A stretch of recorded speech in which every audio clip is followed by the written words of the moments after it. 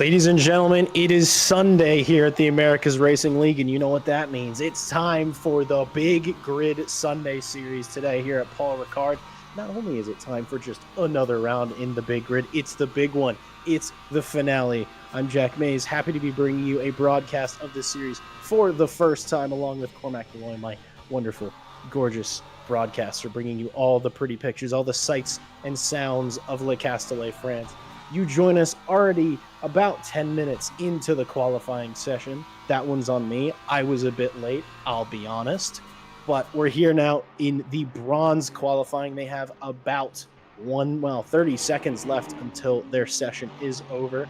And to get it out of the way the qualifying session is set up, the first 11 minutes are for our bronze-rated drivers. The second 11 minutes is for our silver-rated drivers, and our pro drivers get the final 13 minutes. Why do they get an extra 2 minutes? I don't know. They're faster than you, so they get an extra 2 minutes. And right now it's Tetsuo Hideyoshi on the pole right now with Torbjorn Sigliefs in second position. Laurent Georgi in third, Remwink in fourth, Cedric Larcher fifth, Buggy Watt in sixth position so far. They have really only one final lap to tackle this circuit. I do know a couple of things about it. A, it's in France. B, it's new to LMU. And C, it's really cold. There's about 6 degrees of track temperature out there tonight. And, as someone who's driven the circuit reasonable amounts in a GT3 car, that is not ideal for keeping good, consistent temps in those tires. Fortunately, there's not a lot of straights on the circuit outside of the Mistral straight. There's enough corners, keep some energy going into the tire, and hopefully do some quick lap times. It is still working out for Hideyoshi, who we're on board now in the final sector. That's turn 12. That's my least favorite corner. I will probably be complaining about it for the next, almost 2 hours, because we have a 1.5 hour feature race for you guys here tonight. It's extra long, an extra 15 minutes added for the grand finale. But here's Tetsuo getting ready, going through the final corner, crossing the line for the final time in qualifying during season 4 of the Big Grid Sunday. And, comfortable out in P1, still a bit comfortable out in the lead, but as I said, that will do it for Tetsuo. And, I think that's going to do it for all of the bronze drivers. They appear to all be in the pits. Torbjorn Sigliefs is not challenging for pole, so that is your current order for the bronze drivers, but now the silvers are out on circuit. Daniel Kent is the first driver to put in laps in anger on this circuit. And, we're going to take some time, take a lap or two, get temperature in the tires. I'm sure they will put in times, hopefully quicker than some of our bronze drivers, as rating systems tend to do. But with conditions as the way they are tonight, it really could be a big scramble in qualifying. It can be very, very tricky to find your braking points in the dark. And also those braking points and turn-in points might be a little bit different with that lack of temperature in the tire. Going through the chicane in the Mistral straight, those of you from a Assetto Corsa Competizione perspective will be like, what the heck is that chicane doing there? That's not real. Well, that is the typical layout that is used. Studio 397 have promised a increased, them releasing the rest of, not the rest of the track layouts for Paul Ricard, because fun fact, I think there's about 70 or more different layouts that they can run on this circuit, and I would find it unlikely that they do all of them. I think it'd be cool. I think it'd be neat to do an entire series that runs for an entire year just on Paul Ricard. That'd be hilarious. But at the moment, we're given what we got, and what we got, I have to say, is pretty darn good. Right now we have Campbell in the mighty BMW, the monster-powered BMW, running down the second half of the Mistral straight towards turn 10. A really great corner, a surprisingly often raced corner in the GT3 field. Drivers sort of get a wiggle for Campbell, and round he goes in the dreaded turn 11. maybe getting the breaking point wrong just a bit. I mean, the corner sort of falls away from you. It can be very tricky to get it right, but good news for Campbell. A little bit more tire temperature in the rears. Craig is the next driver to take on turn 11. Already gone purple sector 1, purple sector 2, so this might be a good representative time for them. We'll see if they can keep it up in the third sector, which I think the circuit's tricky overall. Don't get me wrong, but I think sector 3 is what separates the men from the boys. And I can tell you from personal experience, I am a boy. Sector 3 is scary, and I'm terrible at it. But it doesn't seem to be phasing Craig S as he comes through the final corner, revving up that mighty flat 6 engine that is over the rear axle, because Porsches, for the straight, they've put in a 207.641, so not quite quicker, losing a lot of time in sector 3, not quite quicker than our bronze pole sitter, but as I said, they still have time. They have another 6 or so minutes, 6 minutes almost on the dot to get their qualifying times in. And may as well stay on board with you, take you on a tour of the lap. This is sector 1. That was turn 4.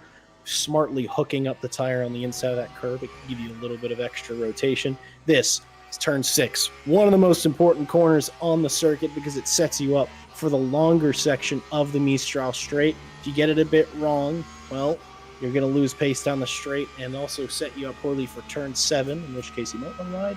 You might get a track limits penalty, or in this case, you get an invalidation on your lap. Braking super late. Porsche brakes super strong. The Porsche's the car to beat in LMU with the BOP the way it is at the moment. And very well done through the chicane. Already another 4/10 in sector 1 on their previous. And just massive improvements for Craig S. We'll see in through turn 10, maybe running a little bit wide, coming a little bit late on the power, but all right. Braking, taking an interesting wide entry through there. I'm going to be honest, I imagine Craig knows better than I do, but taking a wider entry, planting the power hard on the exit. My least favorite corner on the circuit, if not the entire world, turn 12, because where'd the apex go? You've now run wide, and there's all your lap time gone. That's turn 12 for you. Turn 13 now, it's really not exactly a corner. 14, this is an interesting one. It's sort of it can be a bit tricky if you run wide and run a bit deep, such as Craig just did, because now he's going to lose time in the final corner, electing to take some of that inside curb. A bit brave in a rear-engine car. Nice way to spit yourself out. Getting ready to cross the line. It is a bit quicker, but not quick enough to put him on the pole. That currently is Ricky Bobby on the pole, and well, if that's their legal name, that's awesome. If that's not their legal name, that's still awesome, because as all Americans know, the glory that is Talladega Nights, the Ballad of Ricky Bobby, and that's a championship story. Slightly different racing, NASCAR to this, but mentioning NASCAR, if you're interested in NASCAR, you want to try some NASCAR, I do know for a fact that ARL will be hosting a NASCAR league over on AMS2 in a couple of weeks. Don't have the schedule in front of me. Can't give you all the information. Maybe I'll get that at some point for you, but at the moment, it's qualifying. I'm watching. I'm paying attention, lighting up this first sector, Ricky Bobby, and might have a little bit of traffic there coming out of the chicane, maybe a little bit of a distant tow. Hopefully they stay out of each other's way. And the way those cars just turn in with massive confidence into turn 10 is deeply impressive, losing time in the second sector. And we'll see. I really sort of contend that that sector 3 is where you're going to sort of make or break your lap. And oftentimes it's turn 12 that you're going to make or break. Is it better for Bobby than it was for Craig? It looks a bit, maybe going a bit wide. And hopefully not losing too much lap time there. We'll see. Oh, well, I was going to say, we'll see if there's an improvement. Clearly, Ricky Bobby not happy with the lap and maybe considering bringing their qualifying to an end. I got to say, some good liveries I've seen so far. The the red.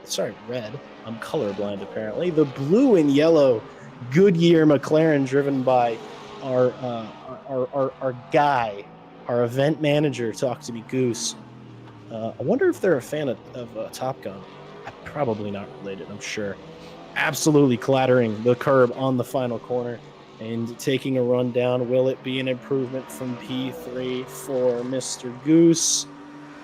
We'll know in about a second or two. It is no improvement from Talk to Me Goose, but has, well, not. This is their final lap. They don't have enough time to come around again before the 13th minute, which is when our gold drivers are going to begin cycling on to the circuit.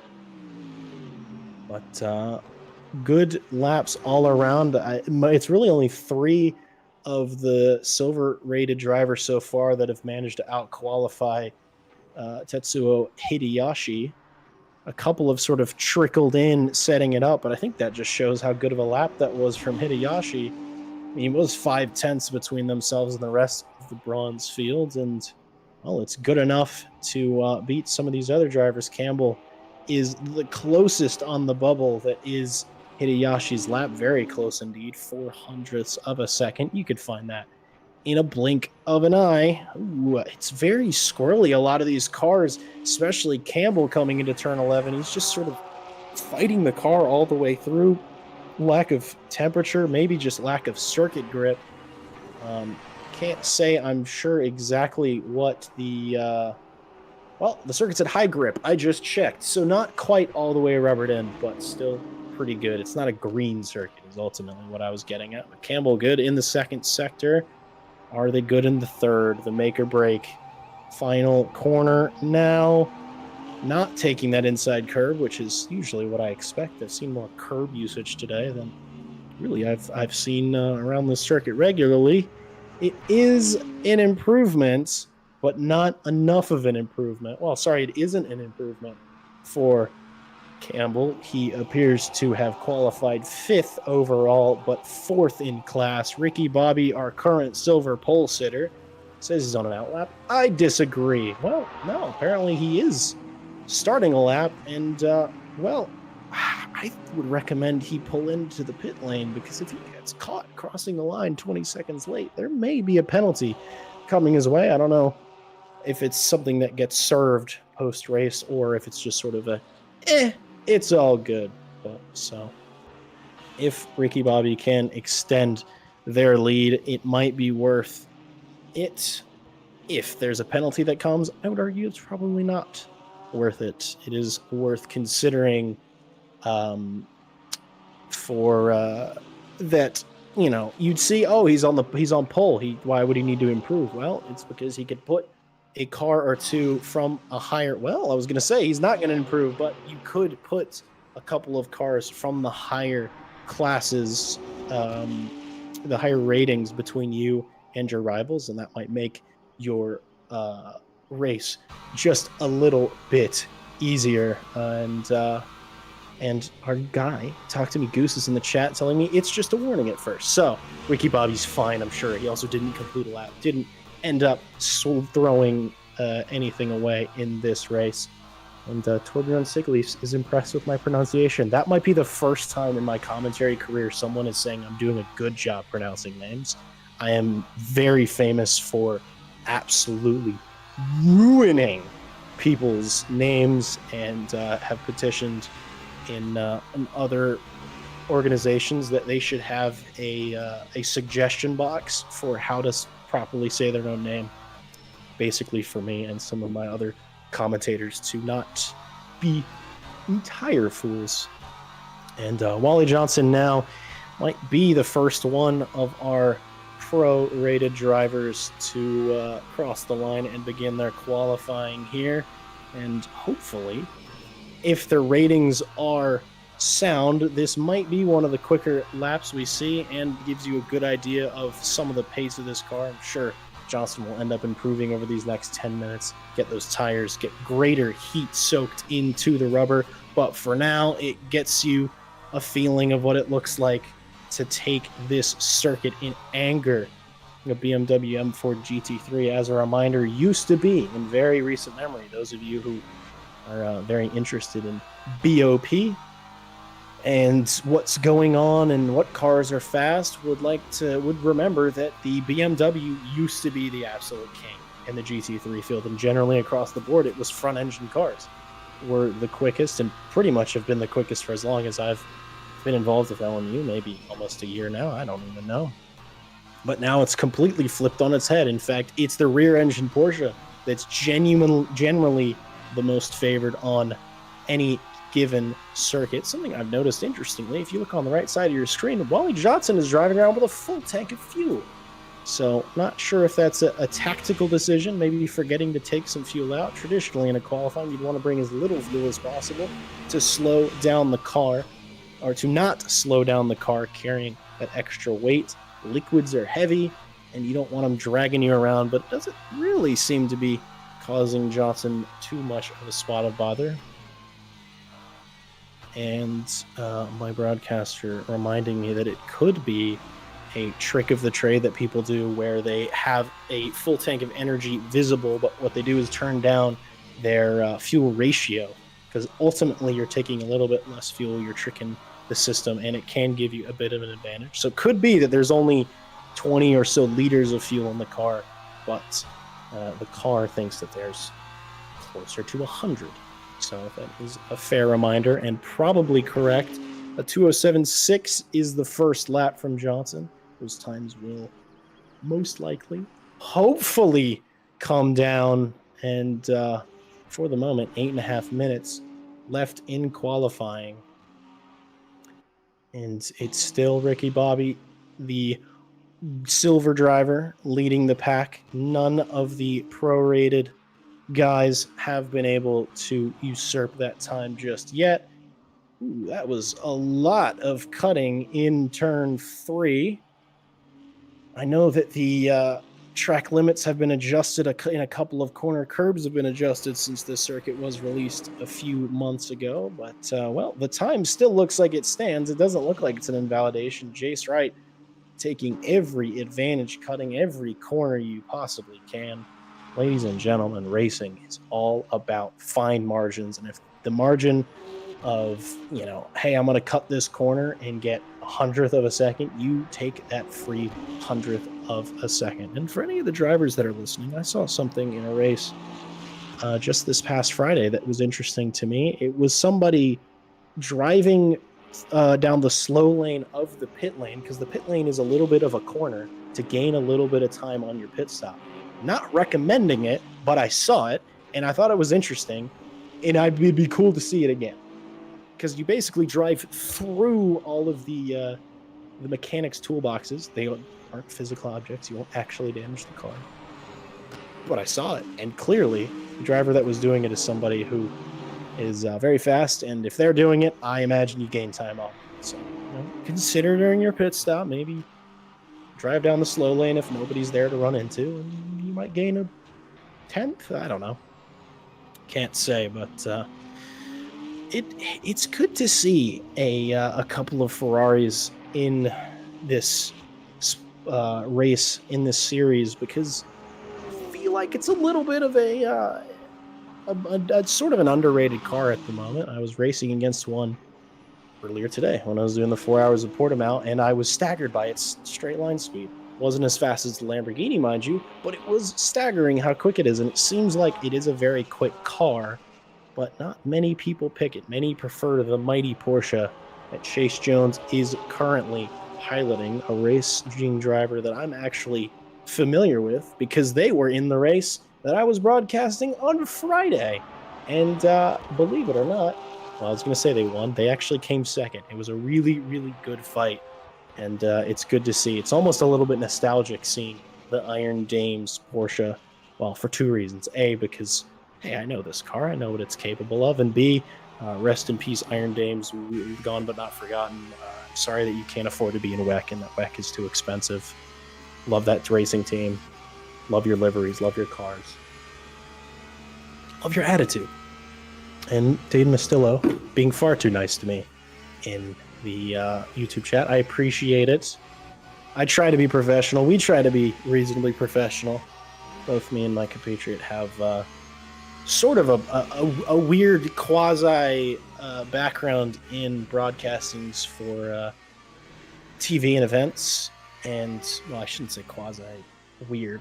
We just do start to finish, and we like racing. So why not combine work and pleasure and watch cars drive in circles for a while. 5 minutes remain in the qualifying session. It's Chase Jones on the pole for the moment, the first of the prorated drivers to usurp Ricky Bobby on the sheets. And, well, Chase Jones is going faster. There's no other way to say it. There's no other way to sugarcoat it. This boy is quick. Absolutely quick. Flying through the chicane and, well, making me feel inadequate, quite frankly, because I thought I'd do all right in a Porsche. We'll see through turn 10, absolute commitment for the Iron James Porsche, and very committed into 11, keeping things surprisingly tight. You let it run out wide. It is a shorter line, which ultimately means it is quicker if you can get on the power later. Let's see how a professional tackles turn 12. Oh, actually running a little bit wide, taking too much of the curb, mounting it. It sort of throws the car off, but I can guarantee it's faster than I've ever done that corner and will ever do that corner. Chase Jones entering the final corner for one of the final times in qualifying. Purple Sector 1, Purple Sector 2. Will it be a purple lap? Or will Chase Jones lose some time in Sector 3 as many have? No, it's a oof. Oof. That's quick. 2:05.3 for Chase Jones. Jace Wright has now joined the fight ahead of Ricky Bobby, but 1.1 seconds so far adrift of any of their competitors. And that was quick and very wiggly for Wright coming through turn 10. All of these cars are going to be fighting the elements, fighting the darkness, fighting the cold. And it's actually the first time I've seen this circuit at night. And there's something almost a little bit mysterious about it. This sort of normally brightly colored line. Well, they are still brightly colored, but the lines at the edge of the circuit almost, there's something a little sinister about it. I can't really say why, but I don't know, maybe just a personal thing. Oh, Jace Wright, pit lane for maybe bringing an end to their qualifying, doing a little bit of pit lane practice. This pit lane is not for the weak. If you go in unprepared, I think perhaps you might end up with a stop, go, or a drive-through for overspeed. And hopefully, drivers, hopefully you've all done your pit entry practice at least once, because I know you're going to have to stop in this race at least once. And everybody in our YouTube chat right now amazed at Chase Jones's time, talking about putting in the seat time. And, well, I know for a fact that they were racing this circuit for an hour and 20 minutes on Friday. They did qualify there, and it was a crazy qualifying time. I could probably pull up their qualifying time from this Friday. Not going to bother doing that. I've got too many things to do right now, and going silent to find a time. Oh, it's round for Brent Abbott. I was going to say that's a surprising one. No, that's turn 5. I've done that a fair few number of times. You just get a bit too aggressive on power because you're getting impatient. It's a long corner, and that can send it round. And ooh, is that a VeggieTales livery? Is it?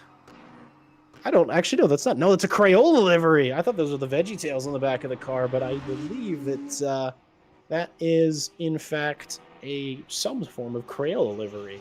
And naturally, very colorful, very cool. Rob Ruggiero might be one of our last drivers on the circuit. I think it's Ruggiero and Wally Johnson still left on circuit, still putting in laps. 30 seconds remaining. These guys are on their final laps. It's still Jones at the top of the field. Abbott has snatched P2 and Wright dropping down to P3. And I must say, that is a very small amount of margin. And also, when I said there's only 2 cars on the circuit, I was wrong. Chase Jones is still going quicker 205.1, 2/10 of a second. Already better. And, well, you can see on the sector times, maybe that 205.1 is all that the Porsche driver has for the moment.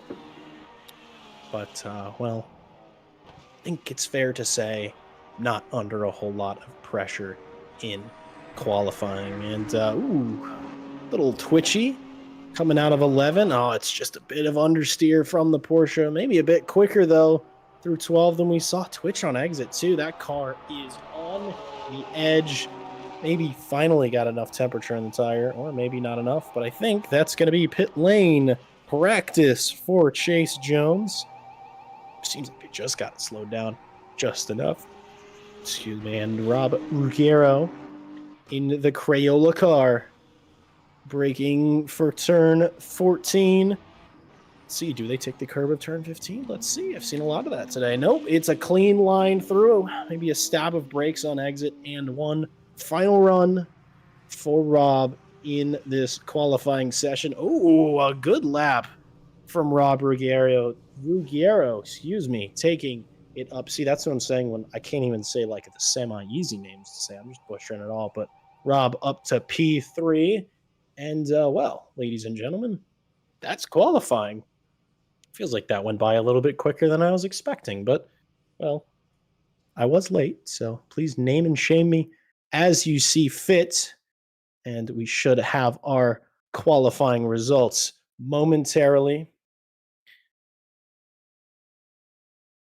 I promise it's more likely just LMU taking a moment to give us the information we want to see, because it's not the first time LMU is being a bit wonky, and I can promise you for today, it will not be the last. It's Chase Jones on the pole, an absolute mega lap. Brent Abbott in second position, joining Jones on the front row. Rob Ruggiero in third with that last minute lap, jumping Chase right in fourth. Ricky Bobby's in fifth. And I believe the session just changed over, which means qualifying results have disappeared. Thanks, LMU. You're awesome. Jokes aside, LMU's great. Broadcasting tools, imperfect is the best way to say that. But we should be going shortly in the race session. We will have a graphic that takes you through the race order, so that will give you an idea of who's starting where. And I wish I could say which drivers are in bronze, which drivers are in silver, which drivers are pro, and I'll probably be figuring that out on the fly. I'll do my best, but here's your starting order. Chase Jones and Brent Abbott on the first row. Iron Dames for the win. Rob Ruggiero and Jace Wright in row 2. Then we have, I believe, nothing. LMU's awesome. Something's going on. That's all good. We'll figure it out when we figure it out. It's just qualifying after all. It's, not like it's super important to see who's starting where or anything like that. But it's about 15 seconds now. Oh, well, we've come back. Maybe. I'm crossing my fingers. I am now crossing my toes. Can we see who's on row 3? Yes! I was about to say no. Ricky Bobby and Craig S. on row 3. Probably not catch all of this graphic as it's a short formation wrap. Francis Romaine and Talk to Me Goose on row 4. Row 5, Wally Johnson and Tetsuo Hideyoshi. And we see Chase Jones in the background bringing that formation up. D. Campbell and Lois Uncle Ross in row 6. Row 7, we have Torbjorn Sigleves and Randy Magruder. Row 8 is Laurent Georgi in Lexus. Justice for the Lexus. It's too slow. And Rem Wink. Row 9, Cedric Larcher and Daniel Kent. And we have for the 10th row, 19th and 20th, Devin Anthony and Buggy Watts. And that's your row 11 for Pacheco, who I believe is our last place starter for this race. And, I think that ended all right. As Chase Jones for the slowest. He's going to take that corner all night All drivers getting primed for the green flag, which could go green at any moment. It's a big grid. It could be sketchy. We're green flag here at Paul Ricard for the season finale. And oh my goodness, Chase Jones got a good launch there. Abbott squeezing in just behind. That's a lot of GT3s that are going to feed into turn one. There's a bit of contact in the rear. A couple cars going wild before the first corner. But it's Jones, Abbott, Wright, Ruggiero, Robbie, and Craig S. all making it through. A couple cars went off there. I think there's a bit of a pack just behind that was involved in the carnage. At some point or another, we'll get a replay of the race start and see a bit of a better view once the cars are all sort of fed in. But for Chase Jones, it's all about opening that gap. It's all about getting comfortable, getting space to do work. And well, that space is sort of being brought to them rather quickly, 0.8 before the end of this, or at the end of the first sector, rather. Not seeing any big movers so far that I can see. Mostly everybody's sort of where they started, and Chase Jones, a big lift, I'm hearing, and I'm wondering if fuel saving is already beginning, maybe knowing you have the pace and minimizing risk, either lifting, well, I really only say lifting for fuel saving, because after all, if you save an extra lap over your competitors, that's less time you'll be stationary in and at the pit stop. But who knows, maybe Abbott will catch wind, start pushing, force Jones to sort of set another strategy, running a bit wide there. And we're going to see well, I see what's happening. That is missing a key component. That's closer to a road car than it is to a GT3 car. That is a Mustang Sans rear wing. That's Loy's Uncle Ross. I believe that being the car that I saw spearing off to the right before turn one. I'm actually impressed how much speed they're taking without that rear wing, because I know from experience, I've lost a rear wing time or time again, and well, it's quite difficult. We're going to go watch that race restart from Ross's point of view, maybe see what happened there as soon as the checkered flag came down. Welcome to my favorite segment, which is the LMU replay hunt. The car's coming down, and oh, it's multiple cars. Oh my lord, that's a big accident. And there was two cars, a BMW that got involved. Maybe we can see that from on board, get an idea of exactly what happened. Well, you can see Uncle Roz is being hampered by the Ferrari behind. Everything's looking good ahead, feeding into space. And oh, just gets tagged on the rear. It seemed like there was a BMW that was lifting super early and almost sort of jinked to the left before the braking zone. So definitely an interesting one. And, well, a very unfortunate start to the finale for Uncle Roz. We'll see here. Yeah, that was not the line. The circuit actually does go left, but a bit later. And there's Roz in the pit lane for a insignificant amount of time. And here we also have another car whose name I will know. It's Cedric Larcher, who's also in the pit lane, maybe taking a bit of damage in the opening stages as well. But everything hopefully getting put back together. Hopefully they'll be back on the circuit. It's still Jones leading Abbott, followed by Wright, who is, well, a bit hot on the heels. And, well, Jones is sort of gone already, but Abbott is certainly under pressure by the 296 behind. Turn one, alleged overtaking opportunity, but you have to be really, truly, properly alongside to get it going. We'll see, though. Maybe Wright gets in the mirrors, maybe plays a little bit of racecraft early. No, well, turns in maybe a bit earlier than Brent Abbott, hoping for a quicker line, a better exit, because this short straight that doesn't feel very straight, because it isn't, towards turn three. Turn three, though, bigger braking zone. You can make a lunge, sort of. It's another corner where it goes right, then it goes left. Oh, Jace Wright thinking about it around the outside briefly, but does Brent Abbott scrub wide? He does. Takes an alternate line, gets forced out of it by Jace Wright, who's up into second position. Was pretty well done there. And just a bit of getting in your opponent's mirrors is enough to, force an error like that, and through you go. You don't have to fight it as hard as perhaps you would want. And Mr. Sutton, this race is an hour and a half, 90 full minutes for our finale. Every race thus far has been an hour 15, but because it's the finale, extra 15 minutes. Screw it. Why not? We're here for some action, and 90 minutes is a good sprint distance, a good time to see what these drivers can do in varying conditions. And we have a fight in the midfield. It's Magruder and Ruggiero going into turn 10.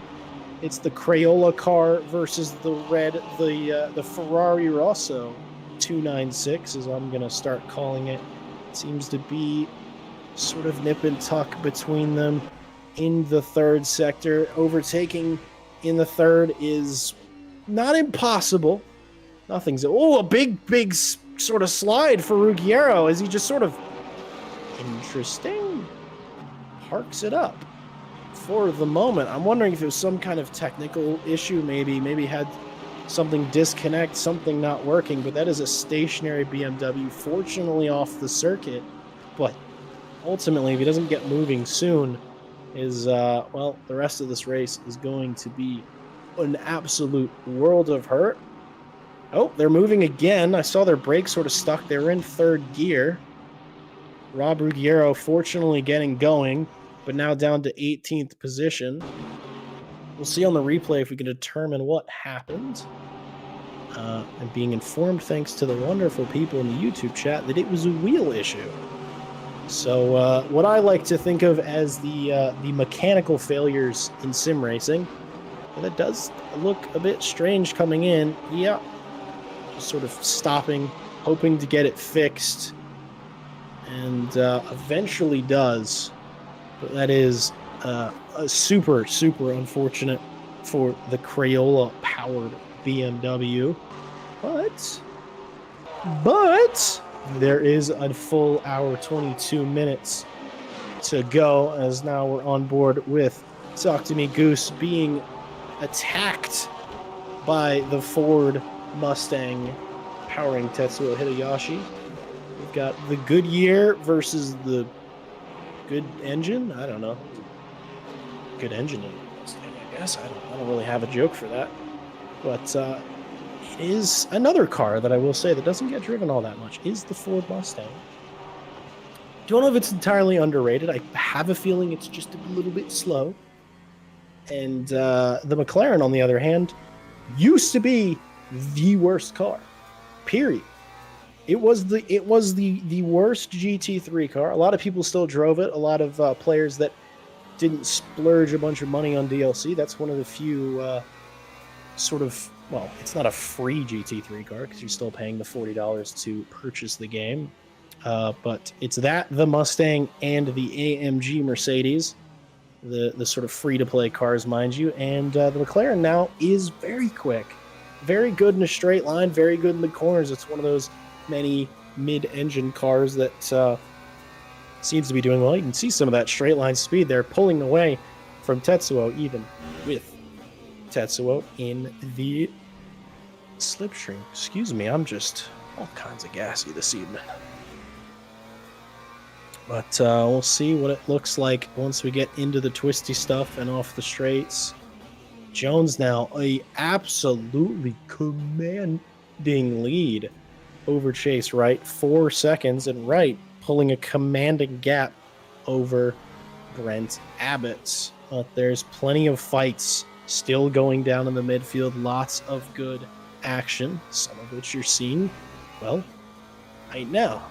We'll see what it looks like coming down the Mistral straight. You can see Tetsuo gets what looks like a better exit, but as soon as they sort of start going for long enough, Goose is able to pull away. could be a difference in setup. Whoa, here comes Tetsuo thinking about a dive there. That would have been, if there was context, what some commentators from a F1 persuasion call a day late and $1 short. Fortunately, Tetsuo, I think, just trying to get and talk to me Goose's head, trying to force an error, perhaps. Here's the cars behind the fight for P11. It's Devin Anthony versus Lawrence Georgi. And what I said earlier in the race during the formation, justice for the Lexus used to be popular and quite quick, and I quite like it. And now it just kind of seems like a slow bag of bricks. But it's still being driven. It's still cool. I don't know. I like it. I think it's neat.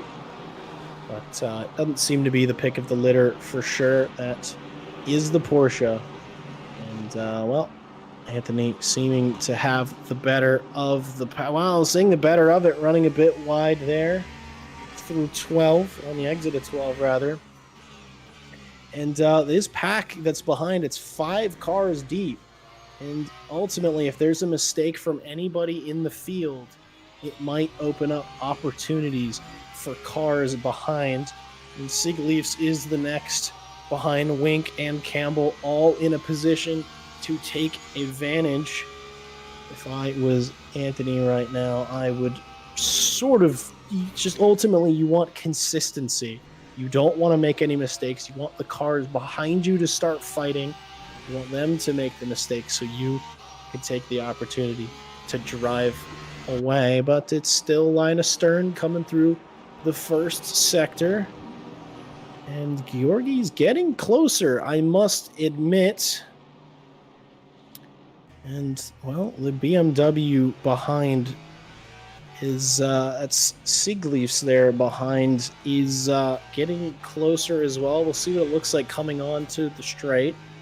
The Porsche is very good in the corners. It's not the best in a straight line, mind you, but it is certainly not the slowest. From this distance, it doesn't seem like Georgi's going to be getting much of a slipstream, or, well, I shouldn't say that. He's definitely getting enough of a slipstream, but not closing in rapidly. Maybe seems to be more confident on the brakes into the chicane, though. See where they are when they come out. About dead even. So not a whole lot. Maybe a little bit of cat and mouse. Maybe Laurent thinking about stepping outside in the mirrors. Maybe sort of putting a little bit of pressure, trying to apply a little bit of pressure. But the tough thing to do about that when you have cars behind you, such as Torbjorn Sigleafs, you can't, go for anything too aggressive. You don't want to sort of step outside your normal line, because if you do that, cars behind are going to come and take your position easily. But it is... Whoa, see, it's just running wide again, the Porsche in turn number 12. I think it can be a bit of an understeering mess when not properly set up. And all the weight is over the rear axle, mostly. And especially, especially when the fuel runs low, it can be an oversteer nightmare. But at the moment, with the fuel where it is, should be fine. Should be as stable as the Porsche is going to be. Looking a little wayward in the third sector, but the first half of the third sector, I think, pulls away fairly comfortably. Nothing doing for this field so far, but I know all of them have their eyes set on that 11th place, that Porsche leading the pack. But, well, it's not going to happen this moment. It's going to be all about keeping it consistent, keeping it between the lines, not making any mistakes, and driving smart. Driving smart and driving patient will often bring you greater results than making dives. It might not make, clips of the week, forcing an error on the driver ahead of you, but I promise it is it is safer and easier on the driver.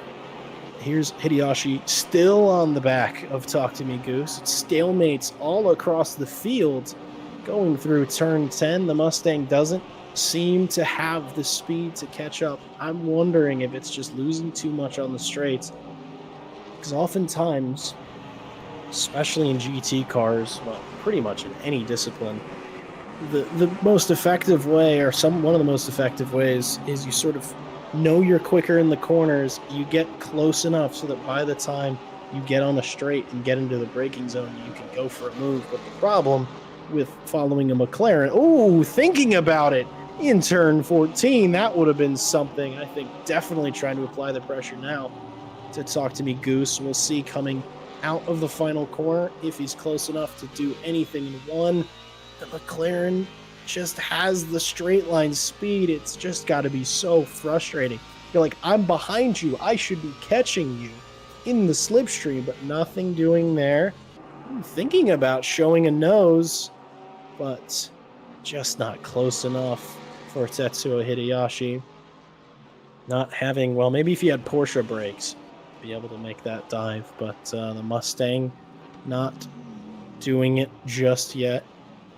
It is fair to mention, I do talk a lot about the performance of the car, but let's be honest, you could put me in a Porsche. That's not going to make me all that much faster than I am now. It is down to the driver in the box, of course, but it helps. It helps. Having better brakes helps. I'll just say it. Having more straight line speed helps, but it's all about how you choose to set up your car, the style of driver that you are, and where you can find the best lap time. It's Wally Johnson in P5, another group forming behind the BMW, leading two Porsches.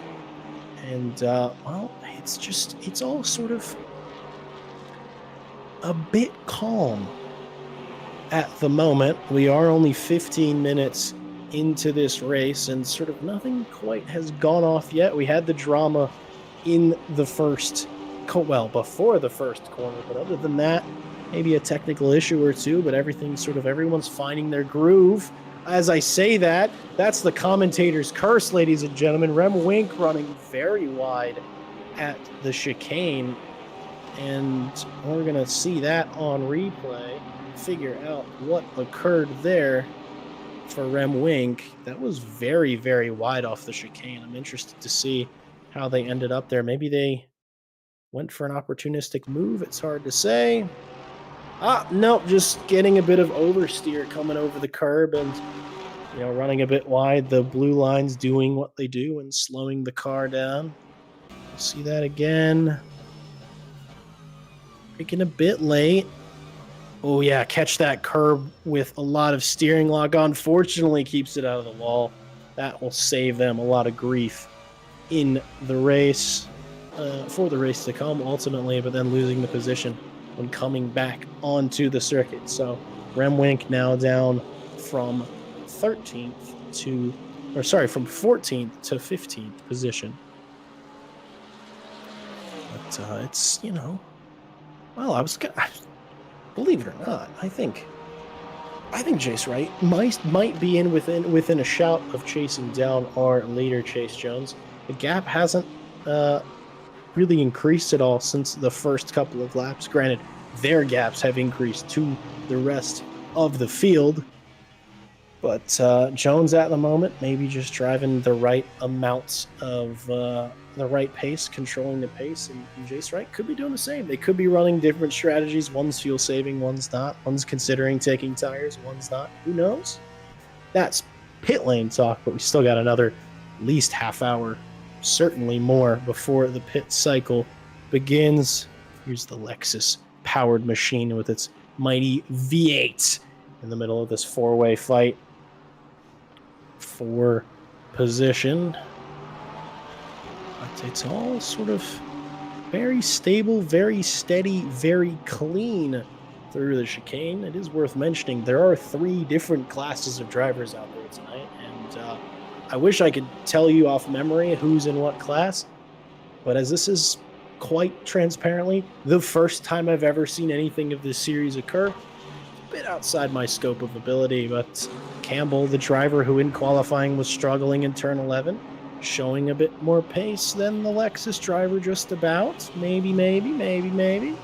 And I think that Devin Anthony, the Porsche ahead, I say he's running wide into at turn 12, but it seems he's doing it consistently enough that it could just be an alternate line.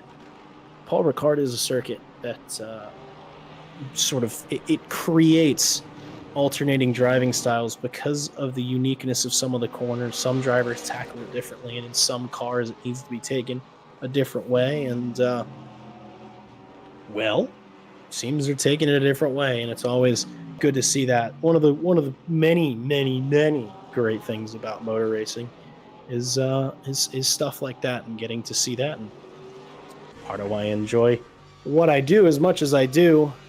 It's still Goose v Hideyoshi. It's still Mustang v McLaren. And I know the position that both of these drivers are in. And it's just, hey, we're basically trading hundredths, trading tenths a lap, maybe. And you sort of just have to find your groove, keep your car consistent, and not make any mistakes. Hideyoshi seemed to be very confident on the brakes, accepting that maybe going deep there, I was going to say, is a bit quicker, but I think that was just a bit too deep for deep's sake. And we'll see how he looks coming through 10, an idea of the level of lifting, because yes, lifting is required, but not as much as you might expect. Mistral Straight being cut in half makes it so there's no braking required in any class of vehicle on this simulator. Losing a bit of time since the chicane, but it's not much. Tenth and a half isn't really worth a whole lot in the grand scheme of things at this stage of the race. Pretty much gaining that back through 11 and 12. But everything's, fights are beginning to materialize. Drama is it's on the cusp. Do you see things like this where Tetsuo is sort of showing a nose, maybe scaring Goose out of the corner just a little bit? I mean, these are tactical decisions. This is part of racecraft, is getting in your opponent's mirrors, making them think you're going to do one thing and either doing the other, or making them make mistakes, make them think about you behind and not the racetrack ahead. But that's another lap in this race, and it's another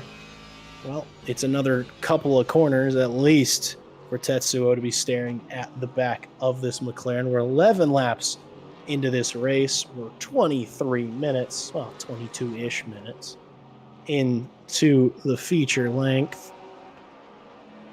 And well, it's still Jones leading. Wright has been pulled away from just a bit, 5-6 or so seconds in the lead. Abbott third, Johnson fourth, Ricky Bobby fifth, Craig S sixth, Romaine seventh, Goose, Hideyoshi, Magruder, your top 10 at this stage. And the wonderful thing about races like this, when it's a certain distance, is things are bound to happen. I say things are bound to happen, that's right, pointing the wrong way around. But fortunately, that gap to Abbott, leaving room for a mistake like that and for it to not cost position. But is that an indication of what's to come, an indication of how hard that Jace Wright is pushing their Ferrari? Was it in... Well, it was actually at turn 10. Could be, we'll see. Maybe catching too much of that inside curve. Oh, yep, just a bit too much speed, and painted lines doing what they do, slowing the car down, but there's going to be some vibrations behind that steering wheel. There's going to be vibrations from the flat spots. That was a long slide, and for those of you who aren't super familiar with Paul Ricard as a circuit, you're probably wondering, why does he keep talking about painted lines? Well, fun fact about Paul Ricard, those painted lines serve a very important purpose. Those of you who know a lot about circuit topography and how circuits are built out, maybe a little bit of a step out for Jace Wright, maybe a little bit of oversteer through 4, and would sort of know that gravel traps are a very common occurrence. When you have big runoffs like this, usually there's some gravel somewhere, but those painted lines actually serve the exact same purpose. You'll see there's some white lines that, well, I don't really know if they slow you down at all. Can't say. They're only in 1 or 2 spots on the circuit. Actually, hold on. There might be a bit of a move there from Johnson, but not close enough. If you can get a good run on the exit, maybe, but I don't think Wally Johnson's close enough to do anything. It's not a braking zone. But those painted lines serve the same purpose as a gravel trap. The white lines don't really slow you down. The blue lines, they slow you down a good bit. Those red lines, they basically stop you. That's pretty much a full gravel trap. And as I learned from one of my friends who's a race mechanic, they absolutely destroy tires. And oftentimes racing drivers and mechanics don't like them, because if you have a spin-off circuit at Paul Ricard, you basically got to throw the tires in the bin. And race tires, fun fact, quite expensive. Sort of more basic formula stock. Don't know the price of GT wheels. Probably quite expensive. Those are bespoke Michelins, but most of these teams can afford it, considering they run through, I don't know, hundreds of sets. So maybe not hundreds, but at least 100 sets per season. It can be basic sort of Formula 4, Formula GB4 wheels, $1,000 to $2,000 a set, and a team not spending a ton of money on the game on the racing package, not having a lot of sponsors. Well, that's more money that you're throwing at a race car, and that can make things tricky. But the lines look nice. They also allow for so many different configurations to exist on the circuit. It's very easy to change things because it's just paint coating. I don't know what it actually is, but I know that's what it's for. So that's enough track talk. That's enough, ooh, look at the pretty colors. And I think it's probably a good time to get back to the racing as we have our first DNF of the race. It's Loy's Uncle Ross, who was the driver who let's say the incident at lap 1, sort of got pushed into a wall, lost their rear wing, and had to spend a significant amount of time in pit lane. And I can only assume when you're that far back, some drivers, it's maybe not worth driving for no points. It might not be worth driving for no positions. I mean, sim racing's tiring. It's a very physical activity, and some people have better things to do. And quite frankly, hold nothing against him. Hope he enjoyed as much of the season as he could. Wait a minute. That was a Porsche pulling over, but that wasn't for position. Was that? I don't know. I don't know who that was. I know there's Devin Anthony in 11th position, but I can't imagine that was them. I'm not sure who that Porsche was or what that Porsche was doing over there. But I'm going to assume they were a lap down. It could have been Anthony Pacheco, actually, just getting out of the way of cars coming to lap them, sort of taking the easy route, knowing that they're fighting for position and saying, I'm just going to get out of here. I'm just going to move out of the way. And, well, fair enough. Abbott certainly has really been looking in their mirrors for the last lap or two as Johnson is all over the back quite fairly. And Wally Johnson putting their car in a good position, hopefully getting a good enough exit out of turn 6 to maybe mount a charge in the braking zone for the chicane. Turns 8 and 9, not really close enough, I would say. It'd have to be a really late, really brave move. Getting closer, though, into the braking zone, we'll see. Steps out a little bit. Ooh, goes very deep and just runs into Brent Abbott. Very, very late. Maybe getting a little bit of tunnel vision and missing the braking zone entirely. And Wally Johnson and Brent Abbott racing back onto the circuit, maintaining position. I'm going to assume potentially going to get a hefty track limit violation, maybe a couple of points on their total, get them closer to a drive-through penalty. And there's Ricky Bobby as well, taking that 4th position from Wally Johnson. Wally maybe thinking, yeah, I'm about to get a hefty track limit, maybe give up a little bit of that time, make it a little bit better for myself in the long run. But Ricky Bobby now up to fourth position. I do know it's a silver rated driver. So very good showing from Ricky Bobby so far in this race. Good livery as well. Gotta say, oh, there's Pacheco off the road. Maybe having a bit of a struggle. That's the exit of turn 11. Perhaps going around. I'll have the answer for you in a moment.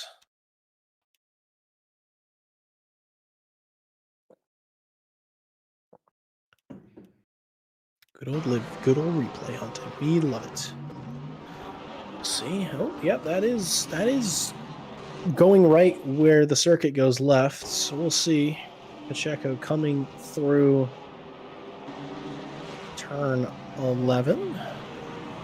Getting a bit up on the curb, just getting a bit of a slide on. It's interesting. They're into the wall as well. It was interesting coming through. There was still some right-hand lock on the car, even once it started spinning, and sort of gets it fired back around and continues on their way. Pacheco maybe not having the easiest final round here in the dark at Le Castellet, but fortunately for them, nothing terminal. Hopefully not too much damage on that front bumper. I know that damage is worth a lot of lap time nowadays. I hope they do some sort of addition to adjust the damage model on these cars, because quite frankly, at the moment, it's a bit disproportionate to other cars. Personal experience, I did the 4 hours of Portimao today, and if you have yellow front bumper, which those of you who play LMU know exactly what I mean, basically going to lose about minimum half a second lap just because of that damage, which I think is insane for a minor front-end collision. I wish I was not responsible. I was actually almost being assassinated by a LMP2 car. But, you know, that's then. This is now.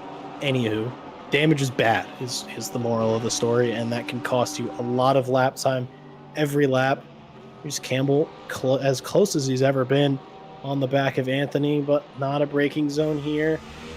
Maybe, possibly, perhaps thinking about something into turn 11. I think that would be a bit brave and maybe a bit foolish. But they're very close. There's so many drivers that they're ultimately all over each other, but finding a way through on this circuit is very, very difficult. Not a ton of big overtaking opportunities. There's really not even really. There's really only one big braking zone. That's for turn 8 and 9. That's the chicane at Mistral Straight. Turn 1, usually you'd be like, oh, that's a big braking zone. That's an opportunity. Well, straight's not that long, and it's a pretty quick corner. And we'll see. Well, we'll get a good representation of how quick that corner is for Campbell. And if the aero wash of the Porsche is enough to set him off. But that's a minimum speed of 110 kilometers an hour, which in freedom units is about 68, 70 miles an hour. And a nice speed for those who would say it's 69 miles an hour. Could be a nice speed. And that's a pretty... For a turn 1 braking zone, that's reasonably high speed. And the biggest braking zone is yet to come here.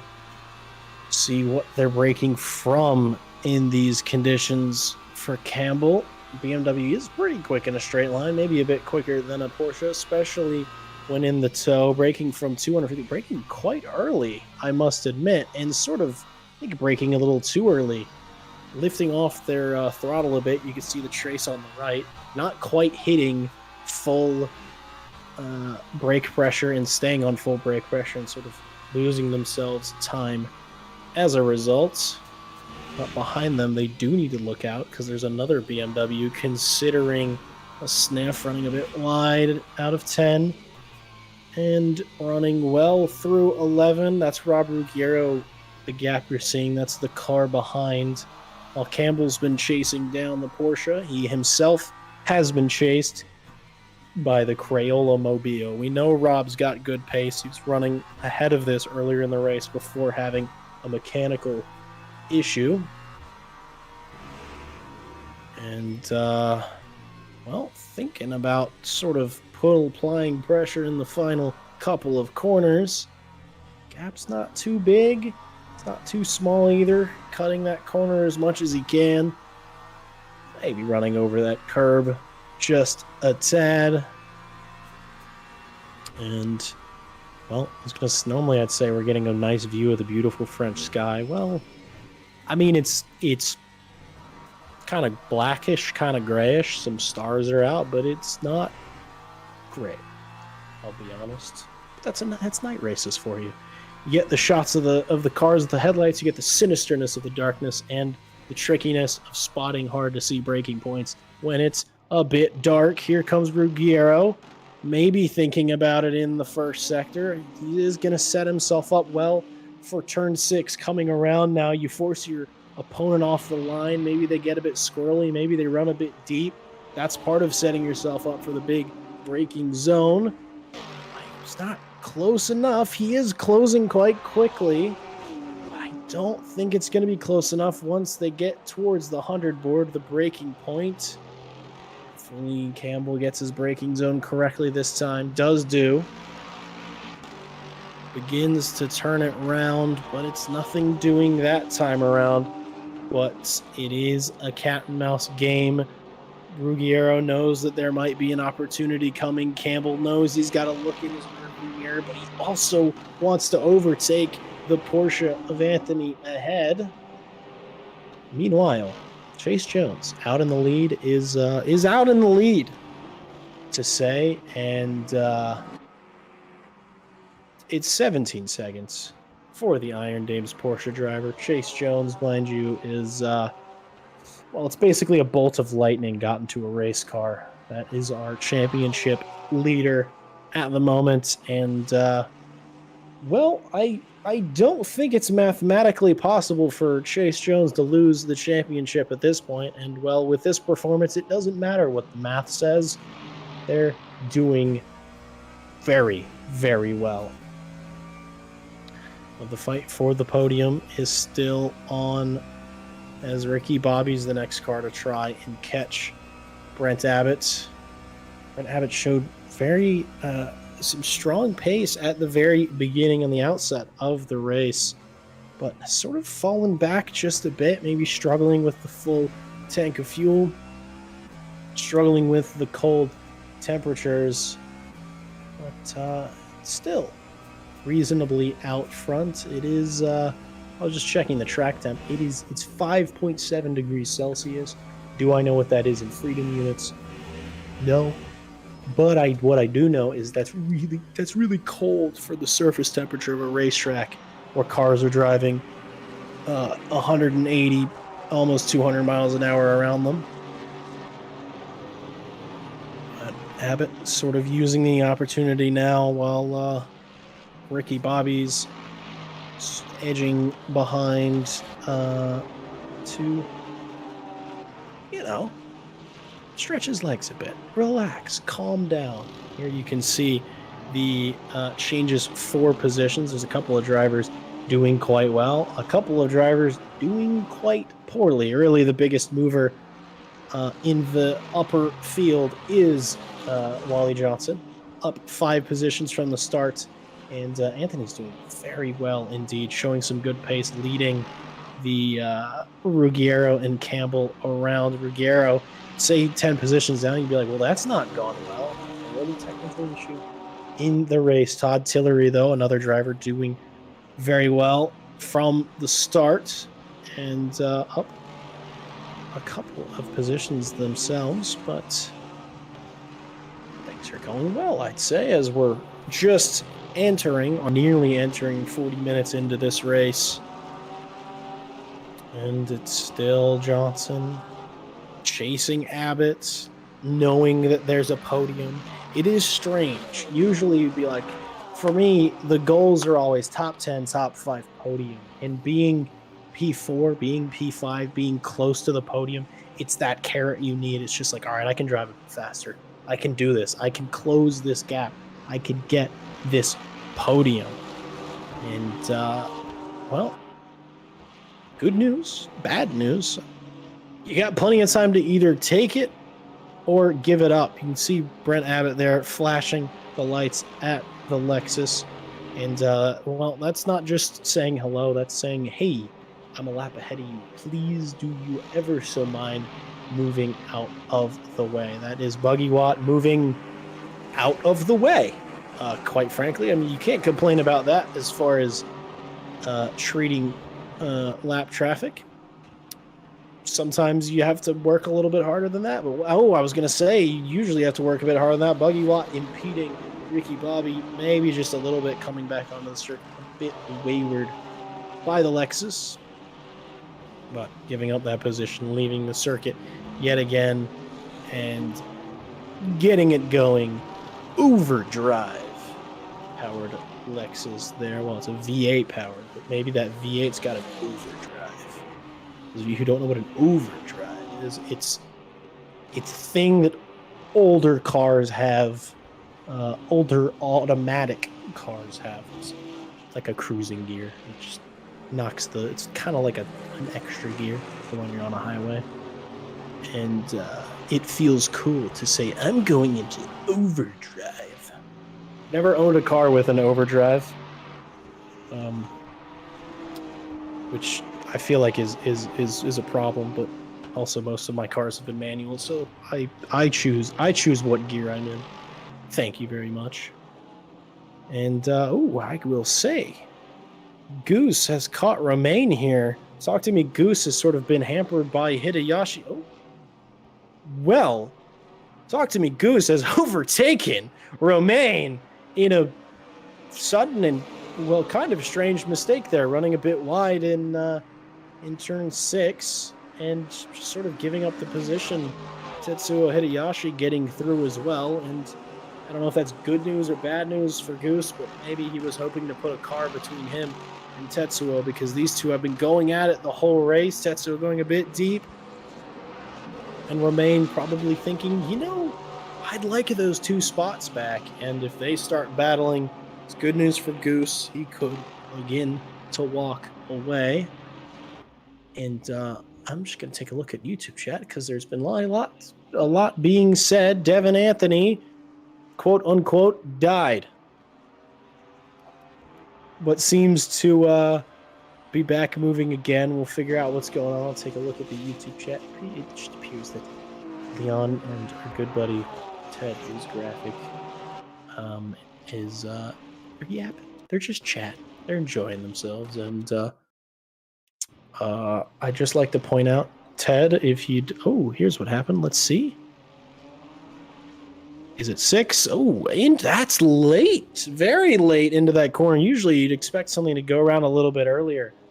But that's round Devin Anthony goes. And Ted, I'd just like to point out, next time, you're welcome to join me in the box. I'd be happy to have you. Not assuming that you're not invited, but you are. Don't mind. It's nice to have somebody to talk to sometimes. But for today, it's just me. Hope you like my voice, because I mean, you could turn the. Oh, it's Sean. I'm sorry. I assumed it was Ted. Sean, you're also welcome to join me here. Sean being the father of us all, father of the America's Racing League, the man who makes it all happen. Sean, you're welcome to join me in the box as well. Anybody's welcome if they, I don't know, if you like cars going in circles, like the sound of my voice, I guess, and the sound of your own, has a microphone and a good attitude, bring it on. But for today, it's just me. And happy to be assisting with the broadcasting. Excited to be producing some race visuals to go along with some of the great racing that happens here at ARL. A reminder, tons of stuff that goes on at ARL, ACC, LMU, and AMS2. And ACC is also done on console. A good community of console-driven races that happen here. So if you're one of the many that doesn't have a PC, don't got money for that, because to be honest, It's an expensive hobby. You can join us there for all of the events. Lots of things going on. There's a Indy Car Championship on Tuesdays. There at AMS2. There's a Porsche Cup Series beginning on iRacing. We have the big grid Sundays. This is the finale. I can pretty much assume we're going to have another season of this on Sundays. We have some multi-class racing in LMU on Fridays, and other things going on. Almost too many events to remember and too many events to read. If you're truly interested enough, go check us out on SimGrid. And also, Discord. Come on. Join the Discord. Pretty much mandatory to stay up to date with everything and know what's going on for every race. And, I would get tired of staring at the back of a GT3 car this long, but I am amazed by the patience of a lot of these drivers. Nobody making any foolish moves, nobody rushing anything into a position where they shouldn't be. It's Wally Johnson still on the back of Brent Abbott. And, well... Ooh, that whole commentator's curse thing, I've done it again. Quite simple. Oh, wait. Maybe not. Well, I still did. Interestingly, going very slowly for Brent Abbott. It's almost like the car is still rolling. It's almost like the engine's just off. Oh. That is throttle input. It is in gear. There is fuel. Oh.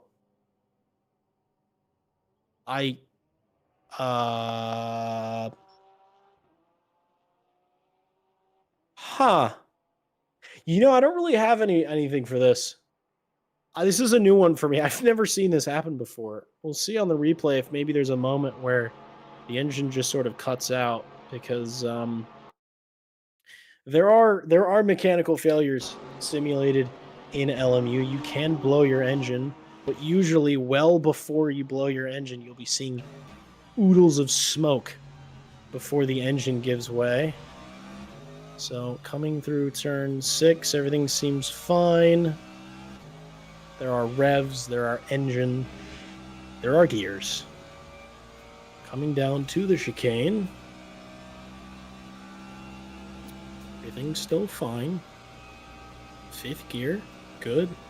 I prefer top gear, but 5th gear is fine.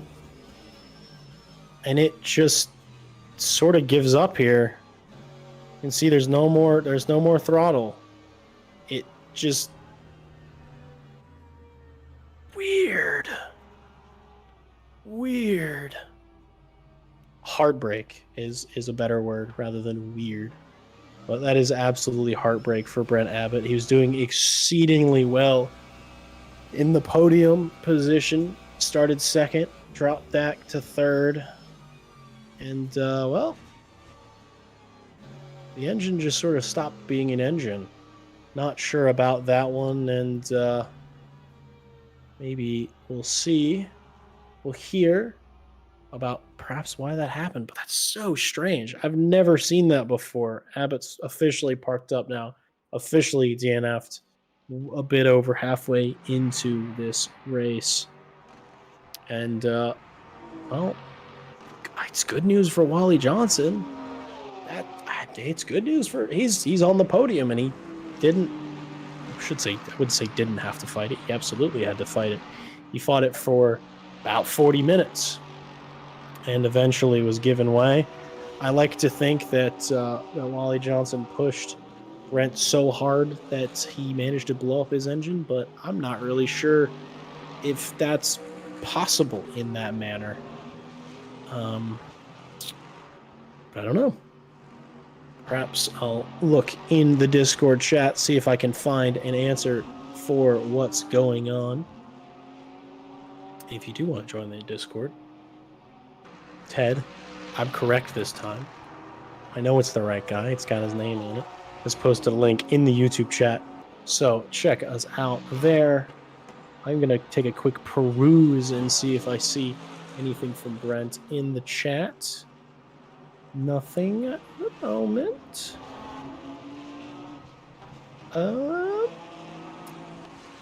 Nothing there that I can see. Maybe we'll get word before the end of the race for what happened from Brent's point of view. Ricky Bobby now on the chase. Johnson is not being towed along anymore, so Ricky Bobby now has the advantage being in the slipstream. And Wally Johnson electing to rob Bobby of the slipstream and that extra straight line pace, but it doesn't seem to make too big of a difference. Maybe compromising his own line a bit, having a bit of a wiggle coming in and coming out. But at the moment, 4/10 separate them thereabouts on the 23rd lap of the Big Grid Sunday finale. And yeah, had I'd say a fair share of drama so far. We had the absolute calamity that was Lois Uncle Ross's race start, getting punted into a wall, losing their rear wing and most of their body work before turn one. We just had what we just saw with Brent Abbott and the mysterious case of the AMG not wanting to have an engine anymore. And also, there's been a bit of technical issues throughout the field. Unfortunately, 20 of our 22 starters are still in this race. That's Alexis going the wrong way around, the long way around. Turn 6, having a bit of issues. That's Buggy Watts. It's that turn 5. It's sneaky. The run before turn 5 and turn 6. You want to get on throttle early. This corner slightly off cambered. Car slightly unsettled coming out of an extremely slow corner. That's Chase Jones just ahead, having just gone through. And see, everything's good to go here. That's turn 3. That's turn 4. Get the car over as far as you can and go full lock in 5. And it's just caught the inside curb, the apex curb, and continues on. Buggy Watt not having the easiest race today. Currently in P20. Couple laps down from the leader, but still running nevertheless.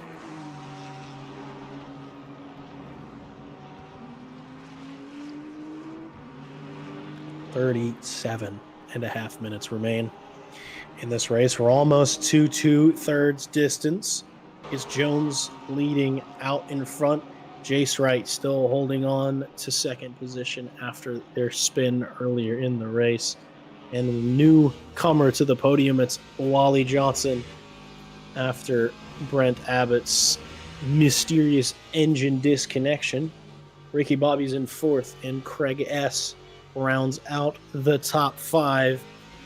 And, well, we've seen this before. We've seen it again. It's Talk to Me Goose being chased by Tetsuo Hideyoshi. Neither driver making any major mistakes, neither driver giving way. I mean, they've been at this for almost an hour, quite literally, from the green till now. It's been this fight, and Tetsuo showing composure, both drivers showing composure, showing patience, showing consistency, because they've actually gained a position, both of them, over Romain, who's just behind. Tetsuo is sort of maybe outbreaking himself a bit into turn 1, but managing, though, to get it shaped back up reasonably well, losing about 2/10, but that's really all that's been in between them, is at most a swing of a couple of tenths a lap.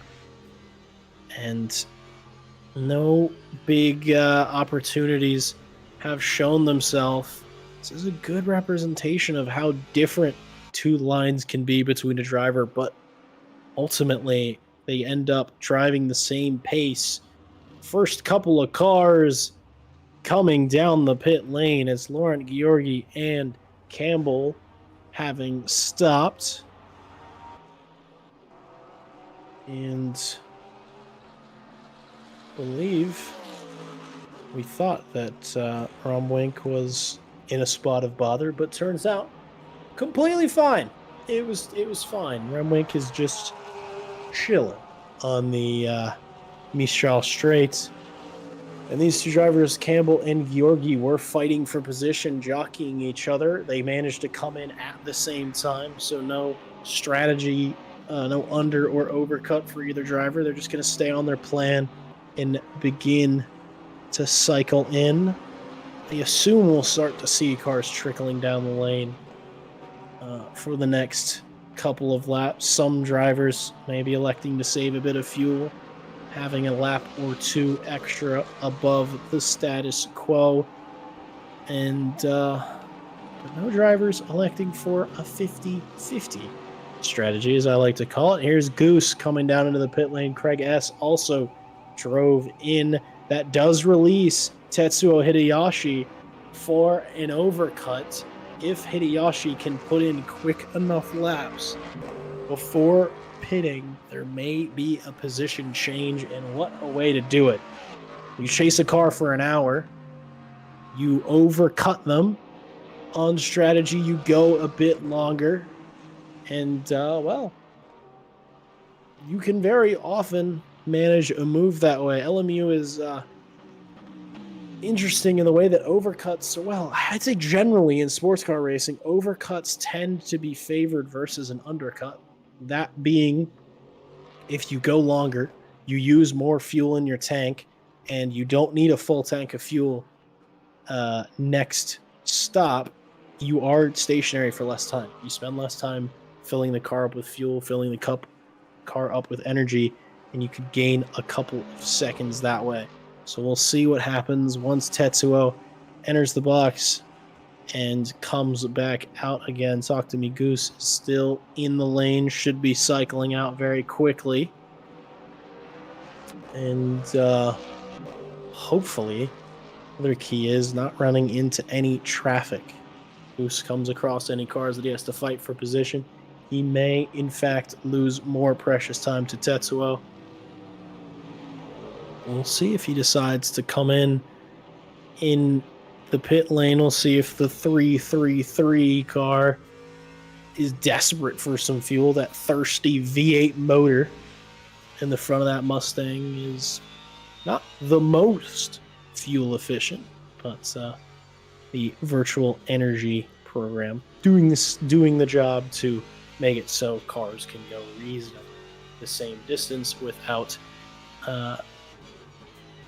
restrictions on the side of your tank. Oh, is that him going in pit lane? Well, I assume it is, because, well, he's now here. Oh, taking it very cautious into pit lane. Sometimes there's time to gain, sometimes there's time to lose, depending on how you do it.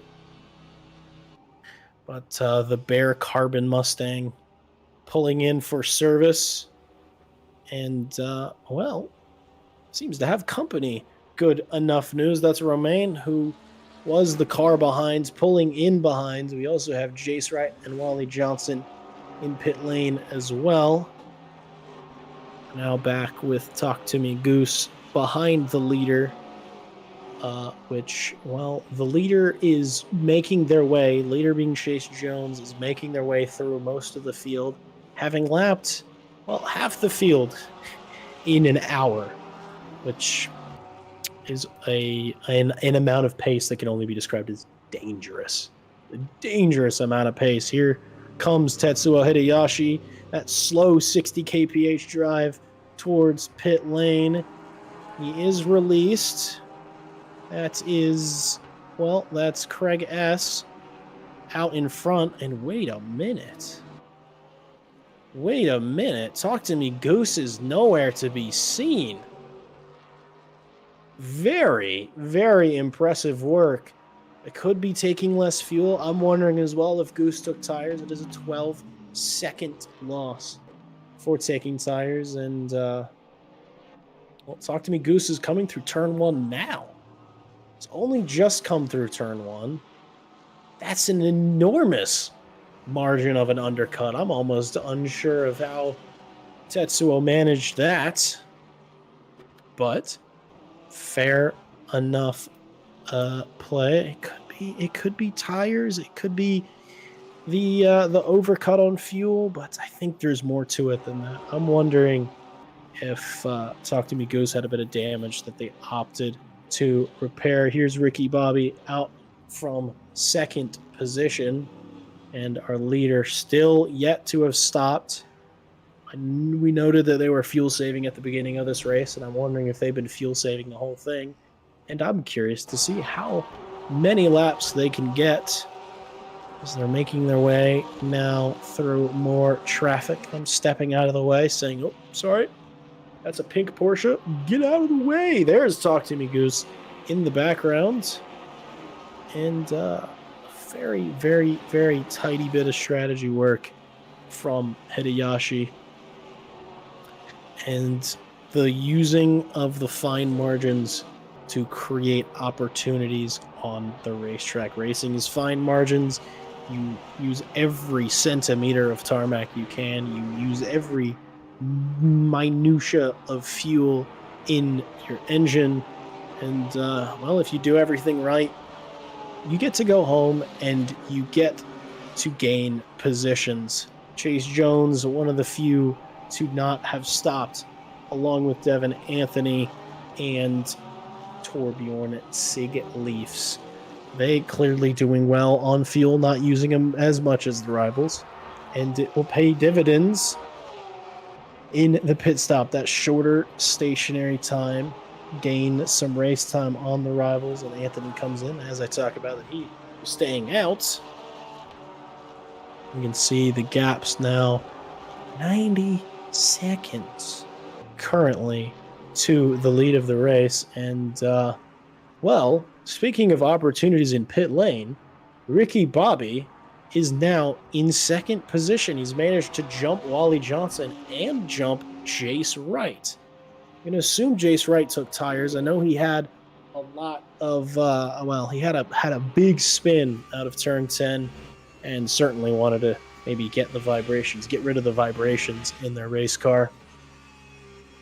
But Ricky Bobby is now in second place. That's a silver rated driver right there, driving out of their mind.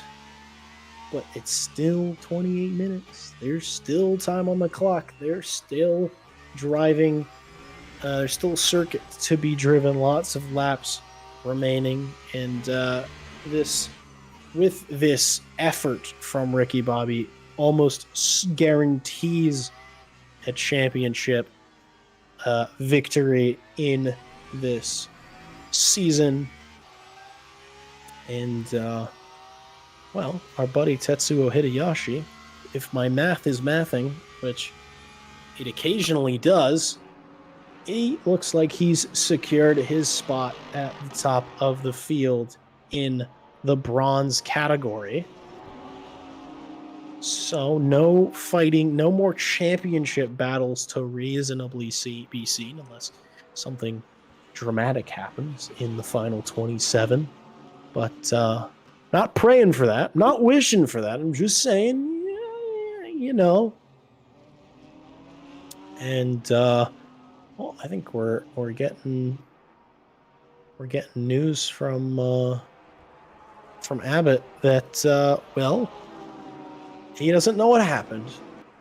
Lost throttle input, and they died. Oh, sorry, I don't actually. That might not be Brent Abbott. That's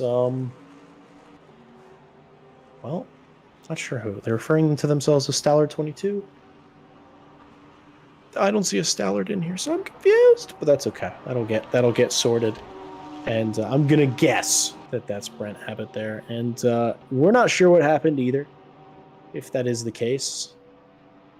Other than a really, really unfortunate situation, because you're missing a heck of a fight for the podium right now, and you know, that's just unfortunate. I do like to think of it from a commentator's perspective, from a viewer's perspective, that it's the equivalent of mechanical failures in real life racing, because that is something that happens in real racing. Engines do explode, things do break, and that's in a sense simulated in Le Mans Ultimate and other simulators, but not to the same extent. You don't just have random gaskets blowing or a cylinder deciding not to be a cylinder anymore. It's a little bit more cut and dry than that, but Ricky Bobby doing well, stretching their legs on this lap ahead of Johnson, ahead, certifying P2 in the race during the 30th lap, I should say. 25 minutes remain as he just completely clatters the curb, and I say certifying his lead, but an opportunity has presented itself to Wally Johnson, but not doing into turn 4. We can see if maybe they set up a move for 5. It's hard to say. They need to close a heck of a gap. Johnson needing, well, about 30 more horsepower than perhaps he has. Porsche is very, very composed through the twisty stuff, and the gap is dropping down the straight, mind you, but not enough. Not enough this time around. It's third for Wally Johnson, and Jace Wright, I must say, is, assuming they took tires, I would guess that's really the thing that makes sense, that would have caused them to drop 2 positions in the pit lane, is taking their time, maybe not showing the pace at the moment that they had at the beginning of this race. Early on, I thought that they might be able to challenge the leader, and well, that hasn't happened as such. Chase Jones is just sort of left, and also Jones did pit at some point.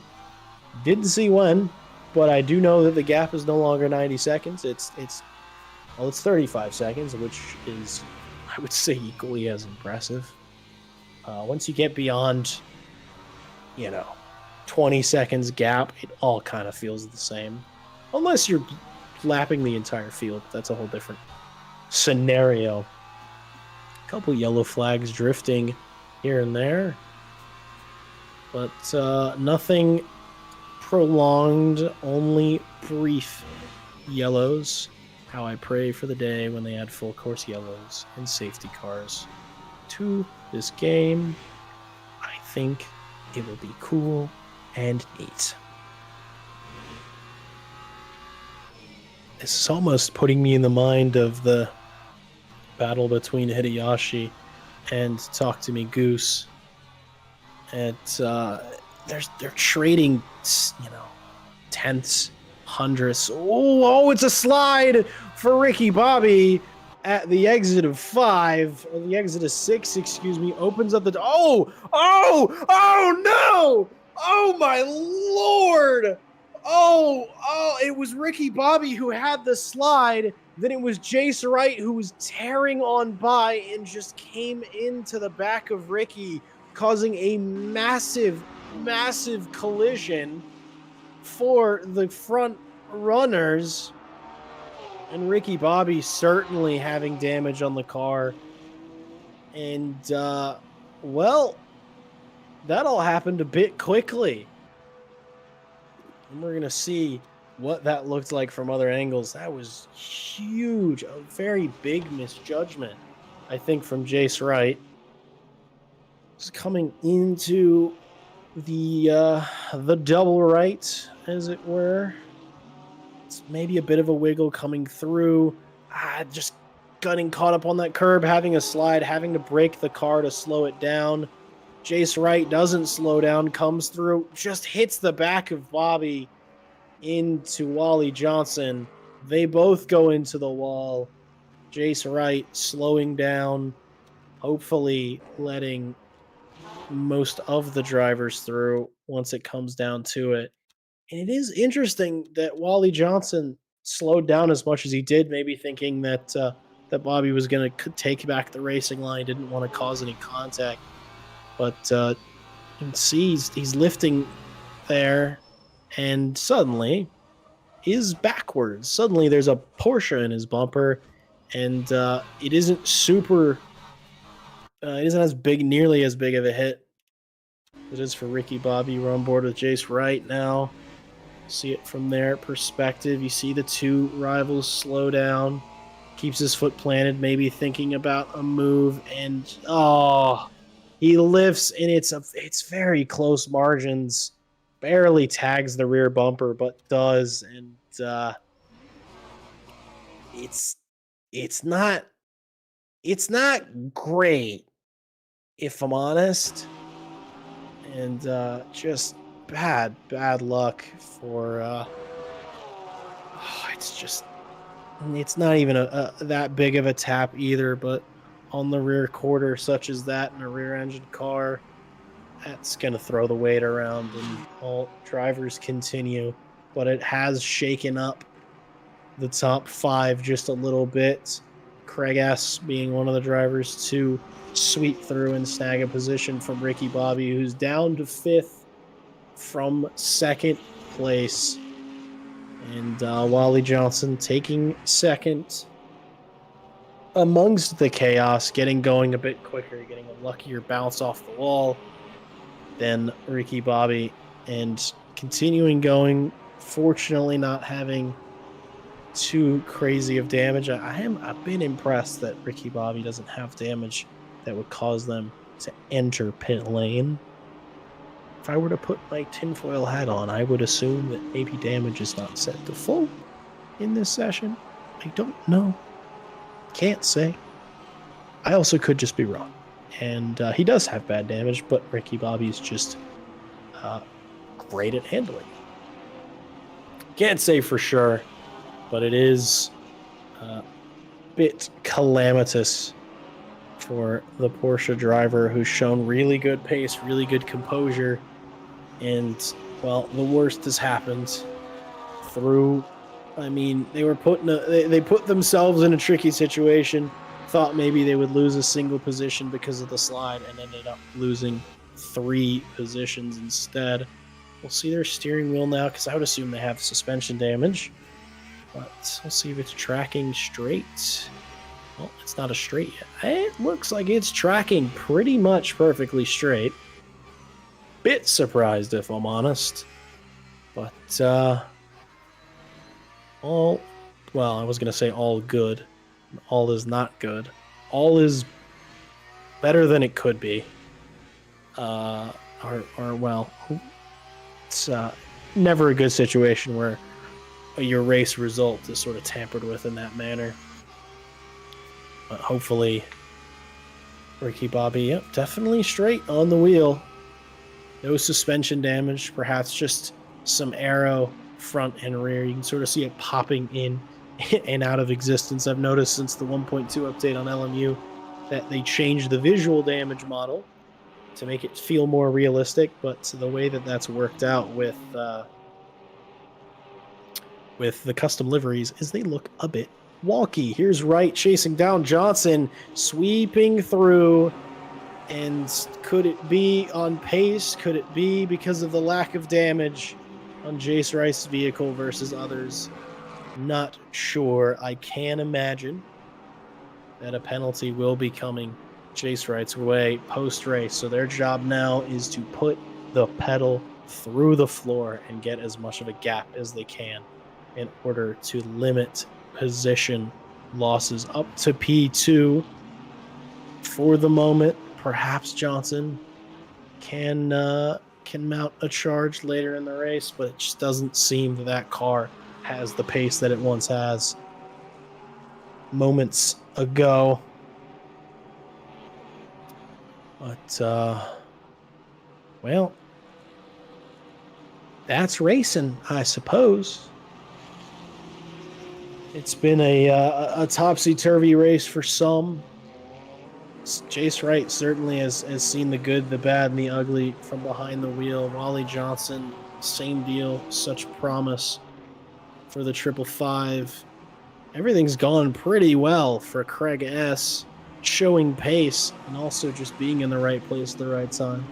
Up to P4, and Well, lots of fighting in the midfield as well to keep us company. It's still Campbell v.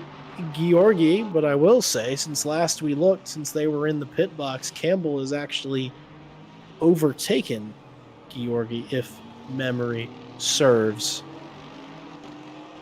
Let's say, I'd say a good finale to send us off. Maybe a good start to perhaps no promises. A consistency of having races broadcast here on the ARL YouTube channel and maybe more soon. TM. And I don't know. I'd say a better way to spend an evening than doing nothing. And a pretty good way to spend an evening. Period. End of story. And a good way to close out the season. Say that, making it sound like the race is over. There's still 15 minutes left. If this was round 4, maybe round 2, the race would have been ended, or they'd be on their final lap. But because this is the finale, we get that extra 15 minutes of wheel-to-wheel, extra 15 minutes for Laurent Georgi to mount the final charge, take the position back that was once theirs. And Chase Jones in the background, our overall race leader, having a gentle drive on this French evening. And in case you're wondering how fast is too fast, well, let's just say Chase Jones has now set a quicker time in the race than they have in qualifying. Qualifying, it was a 2:05.1. They have now set a 2:04.7. I don't even know. I'd say it's like, oh, maybe there's more grip. No, same grip, same track temp, same everything. I don't know, man. Guy's just too quick. Chase Jones, our championship elect in the pro class, doing everything that needs to be done for a race victory. Georgi's dropped back just a bit this lap, struggling in the second and third sectors. Seeming to have pace, but maybe not enough pace behind the Lexus RCF GT3, which I can't say for sure because I don't know. Actually, no, I can say for sure. I believe it's on its final season this year in 2026. It's farewell season. This has been a car that's been racing in the GT3 field since 2016, I think. By far the oldest car, and it's still very quick. It's still challenging for race wins. It's still winning races. It's challenging for championships and doing extremely well in not just the WEC, but also in the IMSA field. This car will be replaced by, well, not sure what they're calling the new Toyota GT3 car.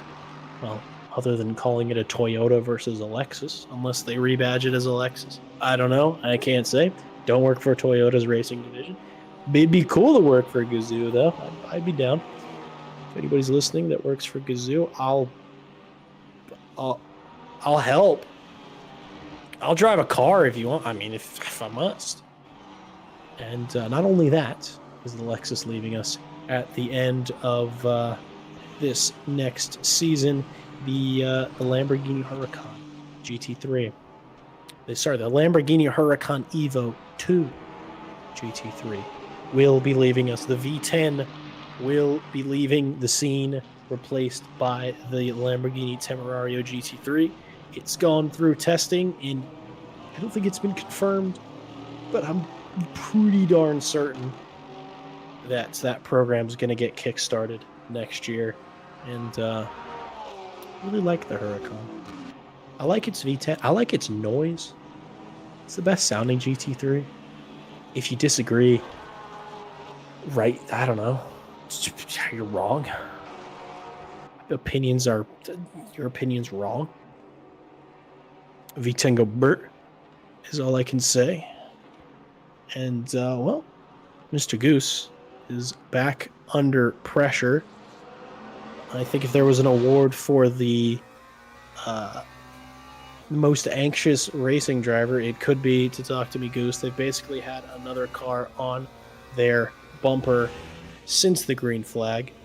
Or Talk to Me Goose could also be just ice cold and has been entirely calm, resting heart rate of 52 during this race. 10 minutes to go. Final 10 minutes of the season. Final handful of laps for the Big Grid Sundays Season 4. It's Jones still out in front, an absolutely commanding lead of 53 seconds. Jace Wright is in P2 after a bit of a scuffle. Wally Johnson rounds out the podium positions. Craig S. 4th, Ricky Bobby 5th. Tetsuo Hideyoshi up into 6th position. Talk to Me Goose 7th. Francis Romain in 8th. Rob Ruggiero in 9th. And Randy Magruder in 10th. Rounding out the top 10 here in Le Castellet. And most fights have pretty much been sorted. Tetsuo Hideyoshi is actually catching to the rear of Ricky Bobby. Wondering if that damage is just a bit too much to deal with. Bobby's pulling over on the Mistral straight. Oh, having to drive around a slow-moving BMW. Maybe losing a bit of time because there's Tetsuo going through.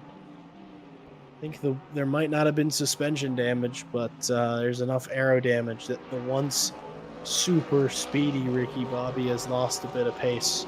But it's a top 5 result at the moment for Tetsuo, who's fought like a lion thus far.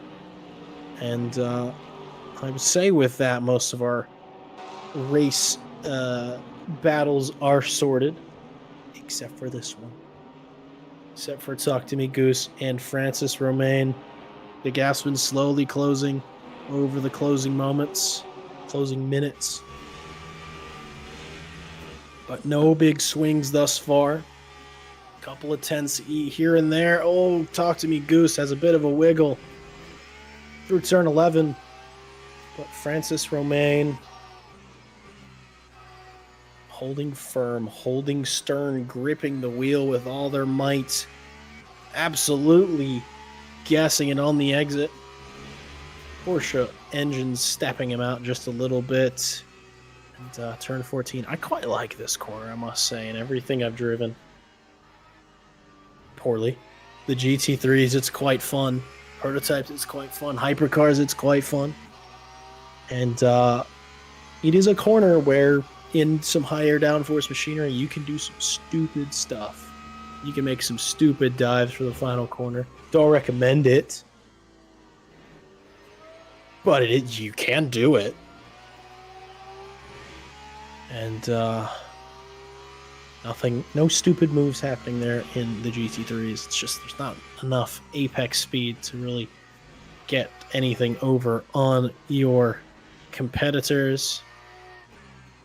The Goodyear powered McLaren powering Talk to Me Goose is holding on for the moment. Francis Romain, though, getting the better through turn 6 and 7. But the stop speed, the straight line speed of the McLaren just pushing him further and further adrift. 6 tenths now. It's down a couple of gears to the chicane. Romain electing to take that inside curb that can be a bit sketchy at times. The weight transfer, especially with the weight over the rear axle in this car, can spin it if you're not careful, if your inputs are wrong. But no drama yet. No drama here for Francis Romain. He's about 4 tenths closer than he was last lap. Into turn 11. No slides for Goose. No slides for Romain, but a lot of exit speed. It is slow in Fast out is generally the rule. Smooth is fast. And it's very smooth for Francis Romain. 3/10 now. This is the closest he's been all race. The closest he's been in these closing moments, this closing fight. Will we see the last overtake of the season? Can't say. Don't know. But they've got 5 minutes remaining. And in these closing stages, Chase Jones he's still going quicker. There's no way to sugarcoat it. He's done a 204.679. That is the fastest lap in this race by a second and a half, which is unbelievable. Somebody get this guy a contract.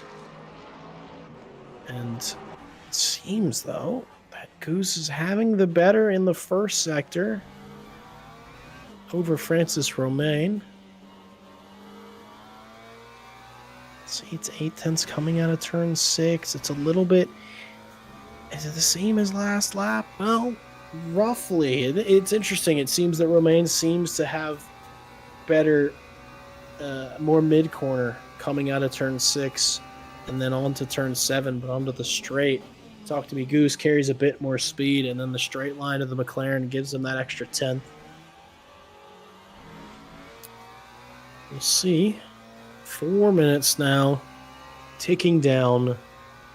Would say a good 3 laps? I would say 2 laps remaining after this lap. Chase Jones is on the Mistral straight. Don't think he's going to be able to do a 1 minute lap time. So Francis, if you hear me, I'll beam it to you in the car. 2 more laps remains in this race. Talk to Me Goose looked a little bit skittish in the third sector a couple of laps ago, but is very determined to maintain this position, to not make any mistakes. Isn't doing at this point, and it seems that it's dropped back just a tad, but not so far back that a move couldn't be made. The only thing that is a concern for Romain is the fact that Rob Ruggiero has actually caught him up. The Crayola driver, who had a wheel input issue early on in this race, back up into 9th. They were running towards the head of the field. Dropped back to, I believe, 18th position. Might be looking at one more move. Rob showing the pace. Good news for Talk to Me Goose. It's less thinking about the car behind you, because the car behind you is probably thinking about the car behind them. I'm sure that made perfect sense. Chase Jones he's gone quicker again. He's done a 204.3. That, yeah, I got nothing. No words. Now, I think the moral of the story here tonight is that it's not that everybody else here is slow, because by no means is that true. It's just that Chase Jones is absolutely absurdly fast. There's a little bit of traffic getting in the way of this fight, maybe influencing it a tiny bit. Rob is giving it everything. One final lap remains. 4 more sectors of driving after this one. But it is ebbing and flowing, though. Romain catching Goose. Ruggiero catching Romain. It's very close, though. Hold on a minute. The late surge from Romain, but it's not enough. The McLaren is so fast in a straight line. A setup that has sort of managed to to keep Talk to Me Goose, I'm pretty certain he's running a lower downforce configuration because my goodness, it's quick, but it's Rob thinking about it around the inside, down the inside into turn 3. I'm not even sure how he managed that because it didn't seem like Romain was very compromised coming out of turn 1, but well, it happened. And it was very, very well done, well judged to get that overlap on the inside of the corner. And this is Wally Johnson. Craig S. showing massive pace over these drivers who, mind you, are carrying a fair amount of damage. Can Wally Johnson hold on a handful more corners? 4 more corners to be exact. It'll be Wally Johnson. Having a bit of a moment for him. And it should be Jones on the Mistral straight, getting ready to... Well, actually, when I said it was the final lap, I might have been wrong. Because he's on a different lap than everybody else. So everybody else has another lap. Chase Jones doesn't because of where he is. I should know this by now, but I just don't. I don't know, it's dark out and it's hard to see. I don't know. But Chase Jones now getting ready to come through turn 11 for the final time. Will it be a purple lap for the final lap? I hope not. That'd be really, really impressive. More impressive. That car looks unbelievably composed. Everything seems perfectly sorted. Man in harmony with machine. Chase Jones not quite putting a minute on the rest of the field. But here we are. Chase Jones going ahead and beginning the celebration early, getting ready to cross the line, not just for victory in France, but victory overall in the Big Grid Sunday Season 4. Chase Jones is your champion, is your race victor here this evening.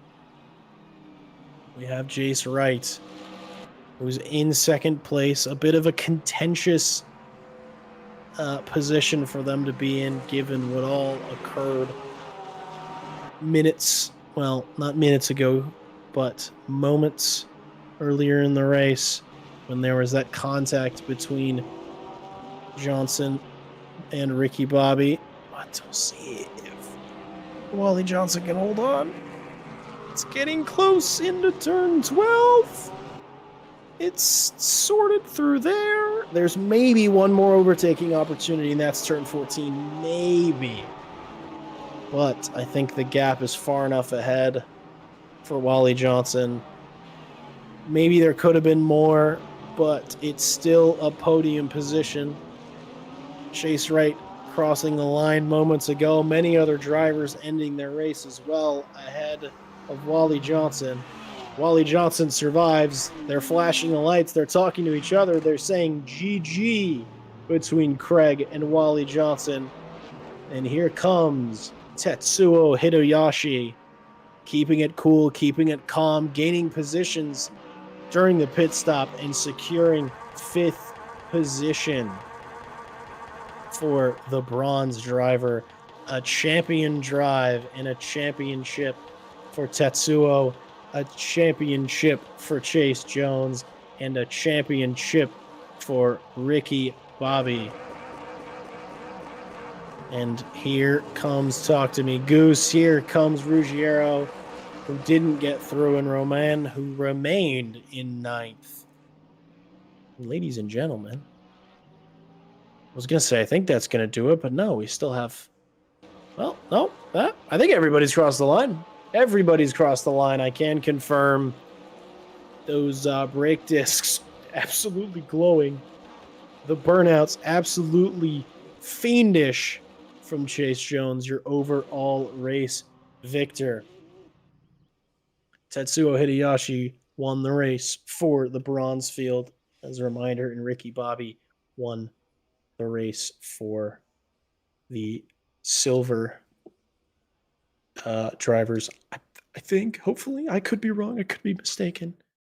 Race results coming to you now here at ARL. Chase Jones.